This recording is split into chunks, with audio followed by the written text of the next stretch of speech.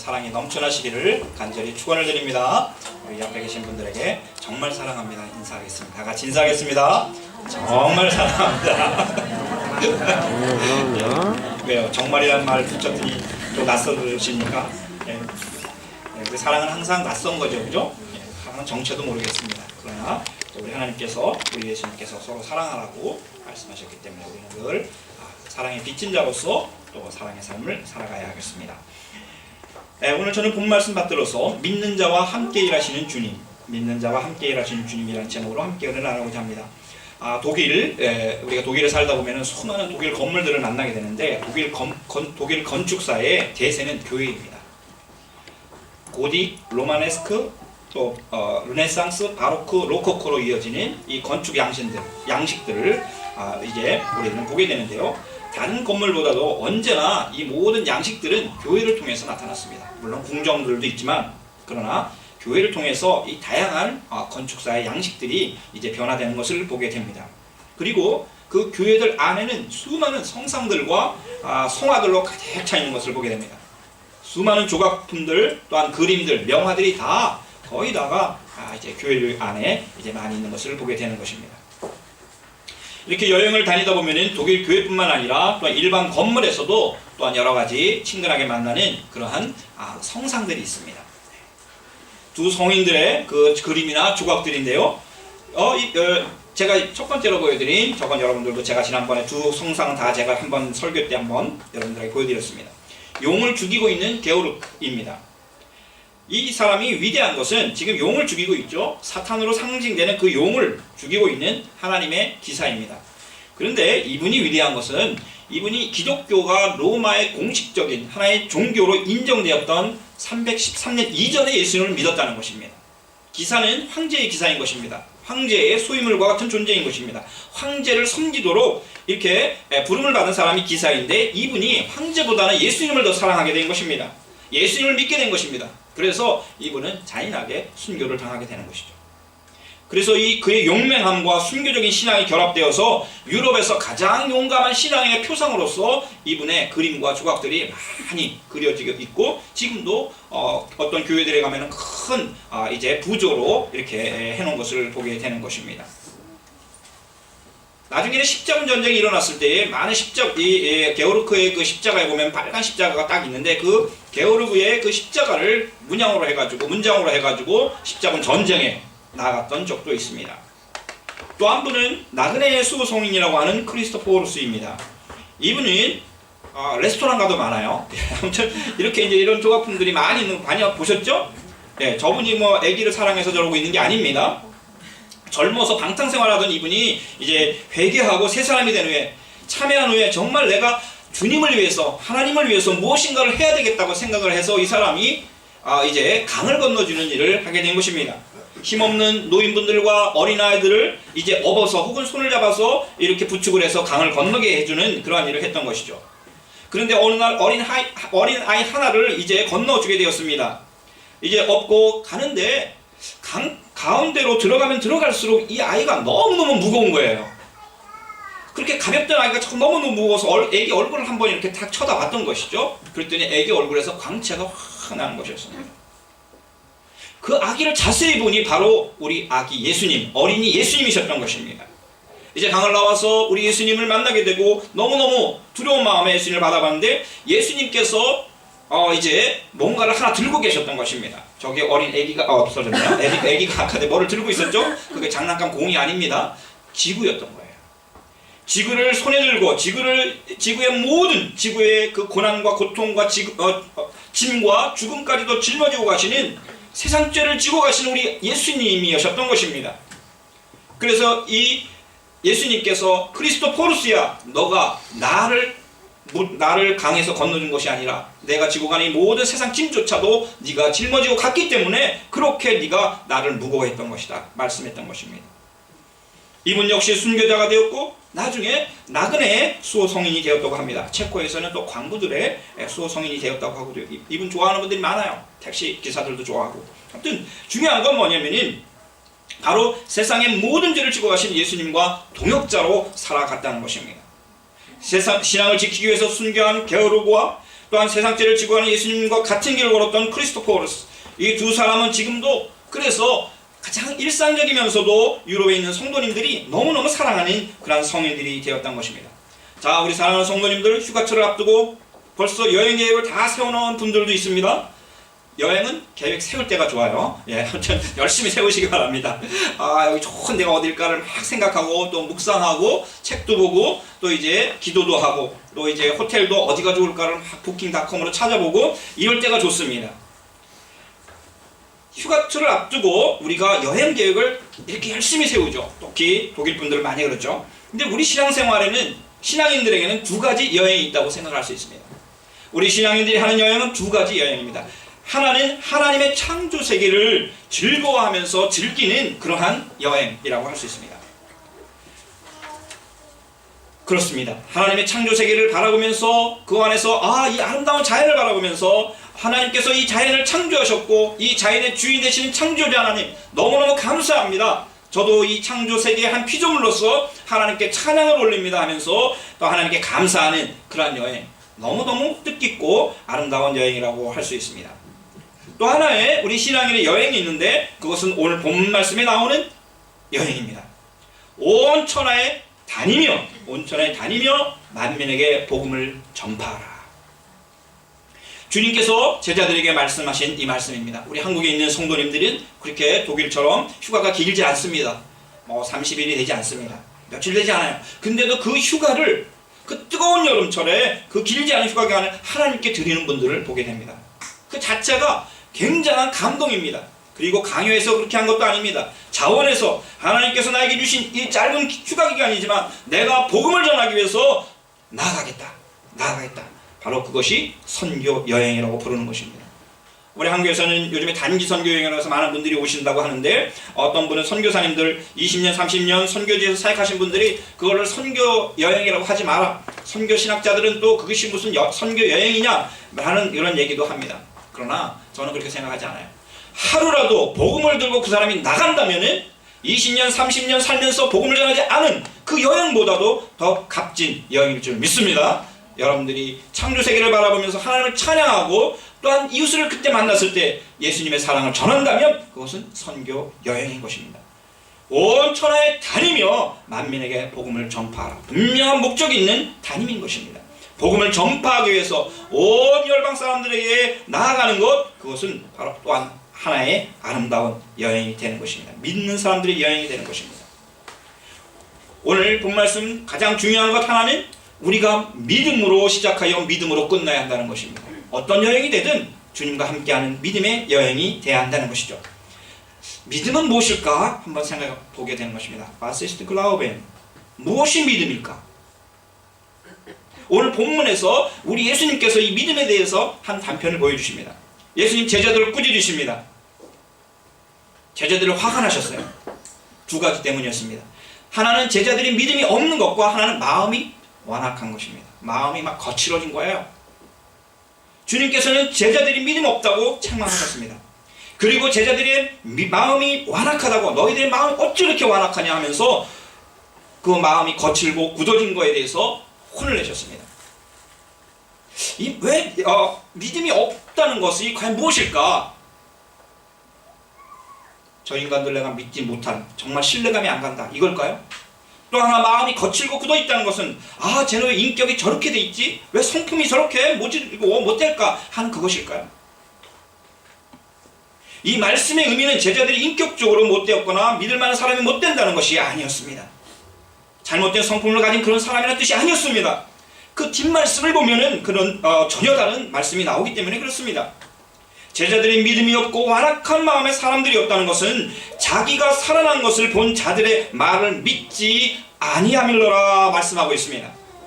다시 말해서 우리 예수님께서 다시 살아나신 것, 예수님의 부활하신 것을 그 제자들이 믿지 않았다는 것입니다. 그리고 그 부활을 증거한 사람들, 아마 여자 자매님들이었겠죠, 마리아 그분들. 그런데 그들의 말을 믿지 않았다는 것입니다. 여러분들, 11제자가 도대체 예수님의 부활을 믿지 않았다는 것이 이게 상식적으로 우리가 생각할 수 있는 말입니까? 그런데 그러고 있었어요. 제자들이 그러고 있었다는 것입니다. 그래서 우리 예수님께서는 너무너무 화가 나셔서 자기가 살아나는 것을 본 사람들이 말을 믿지 않는 그 제자들, 그 수제자들, 그렇게 정성을 다했던 제자들에 대해서 너무너무 실망을 했고 그들의 믿음 없는 것과 마음이 완악한 것에 대해서 예수님께서 화를 내시고 꾸짖으시고 책망하셨던 것입니다. 우리 예수님이 부활하신 것, 하나님의 말씀, 또한 복음을 믿지 않는 사람들, 그들에 대해서 예수님은 너무너무도 싫어하셨던 것입니다. 예수님의 부활을 믿지 않는 사람들, 예수님의 제자들, 그들은 진정한 예수님의 제자들이 아닌 것이었죠. 오늘 본문에 보면은 그래도 제자들은 무언가 하고 있어요. 뭘 하고 있습니까? 밥은 먹고 있습니다. 제자들은 그냥 밥만 먹고 있었어요. 아무 것도 한 거 없습니다. 사실은 이들이 뭐 예수님을 힘들게 했거나 뭐 예수님을 미워했거나 그런 거 없습니다. 그냥 밥만 먹고 있었어요. 일상적인 삶을 살아가고 있는 제자들에게 부활하신 주님께서 나타나셨는데 주님께서는 그들의 밥 먹는 것을 보신 것이 아니라 그들의 믿음 없는 것을 보셨고, 그 믿음 없는 것은 하나님의 말씀이신 예수님의 부활하심을 믿지 않았고 부활을 증언하는 사람들, 그 자매님들의 그 증언을 믿지 않았던 것입니다. 그러면서 우리 예수님께서는 그들에게 말씀하셨습니다. 너희는 온 세상에 나가서 만민에게 복음을 전파하여라. 또 제자들은 너무 당황했을 거예요. 한 번은 또 믿음 없다고 꾸짖으시고, 또한 그들에게 천하에 다니며 복음을 전하라고 이 정말 엄청난 그 사명을 주시니 이 제자들은 얼마나 놀랐겠습니까? 우리 한국에도 세계 일주를 꿈꾸면서 여행을 다니기를 원하는 분들이 많이 있습니다. 베이비 붐 때 태어난 55년부터 63년 사이에 태어난 사람들이 800만 명이 있는데 그들이 이제 은퇴하게 되고, 우리나라는 50세 혹은 60세 사이에서 다 은퇴를 하게 되죠. 그러면서 이제 가족 연금을 받아서 여행을 하기 시작하는 거예요. 그리고 먹거리에 대해서 관심을 많이 갖기 시작했습니다. 또 도시 생활보다는 전원에서 살아가는 것을 꿈꾸면서, 그래서 많은 우리나라의 변화를 일으키고 있는 주도 세력으로 지금 있는 것이죠. 그들이 정말 새로운 미지의 세계를 다니면서 새로운 경험을 하는 것, 정말 가슴 뛰게 하는 일입니다. 그런데 뭐 그래서 또 어떻게 하겠다는 거예요, 그죠? 가보면은 저도 일주일 동안 또 이렇게 선교, 우리 종교 500주년을 담당하신 분들 모시고 다녔는데 그분들 그렇게 막 이제 물론 종교개혁지를 보면서 감동은 하셨지만은 다른 감동들은 별로 없으신 것 같아요. 오히려 피로가 나시고 차만 타면 주무시고, 저는 운전하고 그럼 깨시면 또 이렇게 막 보시다가 다시 또 주무시고 잔시간이 더 많은 것 같아요. 근데 여러분들, 이 세상을 다니면서 우리가 정말 하나님의 사랑을 전할 수 있다면, 창조주 하나님의 그 은혜를 감사하며 감격해 다닐 수 있다면 얼마나 더 큰 기쁨과 의미가 있겠습니까? 어느 사업가 다 뭐 이름 되겠어요. 김대중이 아니고 김우중이라는 분이 뭐라고 그러셨죠? 세상은 좁고 할 일은 없다가 아니라 세상은 넓고 할 일은 많다 그랬어요. 그래가지고 그 책이 베스트셀러가 났죠. 그분의 관심은 세상 사람들에게 물건 파는 거예요. 자동차 팔고 뭐 팔고 해가지고 대우라고 하는 회사를 굉장히 크게 만들어놨죠. 제가 독일에 처음 왔을 때 수련회 장소가 대우가 체코에서 사놓은 그 시골에다가 땅을 사놨더라고요. 거기 있던 아비아라고 하는 그 수련장이었습니다. 정말 세상은 넓고 할 일은 많은 것을 그 사람은 실천했던 사람이에요. 돈을 벌기 위해서. 그런데 세상은 넓고 할 일은 많다, 이걸 외쳤던 그 사람은 완전히 지금 망해가지고 지금 빚더미 위에 앉아있죠. 지금 몇천억을 갚아야 되는데 갚지도 못하고 있습니다. 그런데 이 말이 자세히 보면 바로 우리 예수님께서 오늘 하신 말씀과 너무도 닮아있다는 것입니다. 저는 이분이 크리스찬인지 아닌지 모르겠어요. 세상은 넓고 할 일은 많다, 이 말이 오늘 요즘 예수님께서 온 세상에 다니면서 하나님의 말씀을 전하라고 하는, 복음을 전하라고 하는 이 말씀과 닮아있는 것입니다. 그런데 이분은 망했죠? 돈 벌다 망했습니다.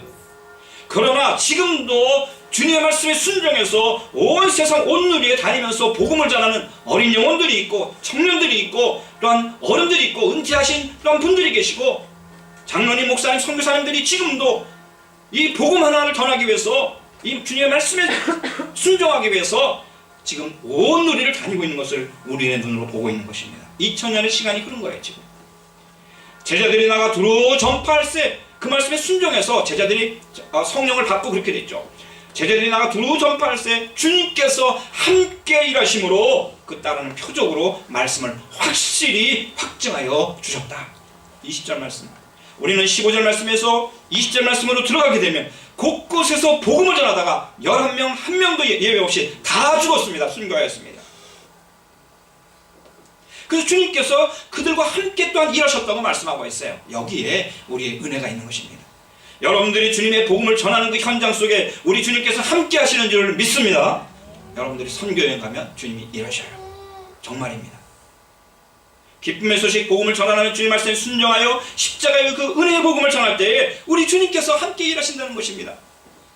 책망받고 마음이 완악하던 그 제자들이 성령을 받고 변화되어서 복음 들고 나갔을 때에 우리들에게까지, 저 아시아의 저 끝나라 우리 한국에 있는 저희들에게까지 예수 그리스도의 그 사랑이 전해진 거예요. 얼마나 큰 능력이 나타나는지 모릅니다. 한 촉망받던 청년이 30세의 젊은 나이에 인도네시아 정글로 들어갔습니다. 태초 이래, 창세기 1장 태초에 하나님 천지를 창조하신 이래 한 번도 그들 조상과 그들이 예수라고 하는 그 두 글자를 들어본 적이 없어요.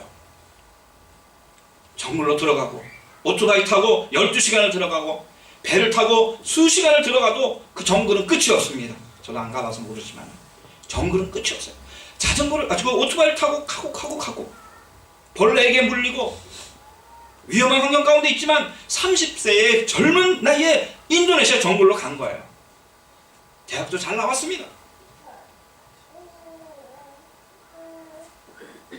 정글은 들어가면 또 정글로 들어가서 교회를 세우고 몇 사람이 모이면 하나님의 예수님의 사랑을 전하고 또 예수님의 이름을 전하고 복음을 전하고 하나님을 전하고 교회를 세우고 또 들어가면 또 정글 또 안에 또 사람이 살고 있어요. 또 들어가고 그렇게 30년이 넘는 시간을 한결같이 지금까지도 인도네시아 정글에서 또 정글의 복음을 전하고 신학교를 세우고 학교를 세우고 어린 영혼들에게 하나님의 말씀을 전하고 있는 것입니다. 온 세상에 복음을 전파하라. 주님의 말씀에 순종하여 이 사역 감당하고 있는 것입니다. 그 선교사님의 아들과 며느님이 우리 교회 다니고 있어요. 우리 교회 다니고 있습니다. 그렇습니다. 복음 전파는 부활하신 주님을 전하는 거예요. 얼마나 간단합니까? 그럼에도 불구하고 이 말씀을 믿지 않고 전하지 않는 우리들의 삶의 모습을 보게 되는 것입니다. 믿음이 너무도 우리는 없습니다. 마음이 너무너무 완약합니다. 이거는 인격적인 용어가 아닙니다. 제 성품이 왜 저래? 제가 뭐 저래가 아닌 것입니다. 오늘도 살아계신 예수 그리스도 우리 가운데 함께 하시는, 우리를 힘들게 하는 그 어둠의 죽음의 권세를 이기신 예수 그리스도에 대한 그 마음, 그것이 너무 없다는 것입니다.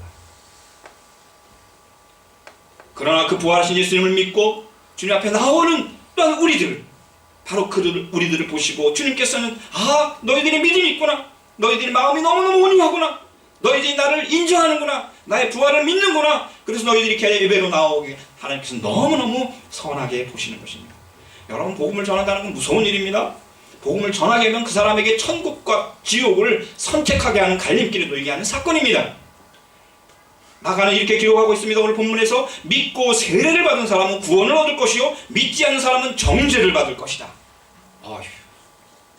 어떤 사람에게 예를 들어서 복음을 우리가 한 번도 듣지 못한 사람이 천국에 가서 그렇게 할지도 모르겠어요. 하나님, 저는 예수라는 예자도 들어보지 못했습니다.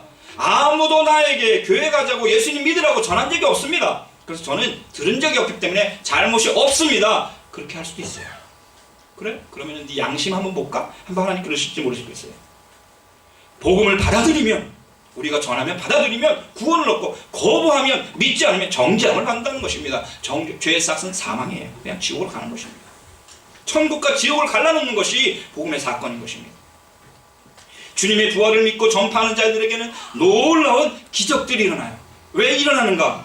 오늘 17, 18절에 나는 기적들 놀랍지 않습니까, 여러분? 귀신이 쫓겨나가고 새 방언을 말하게 되고, 새 방언이라는 것은 물론 우리가 얘기하는 그런 성령의 방언도 있지만, 알아들을 수 없는 방언도 있지만, 새로운 언어를 말하는 것입니다. 새로운 랭귀지를 얘기하는 것이에요.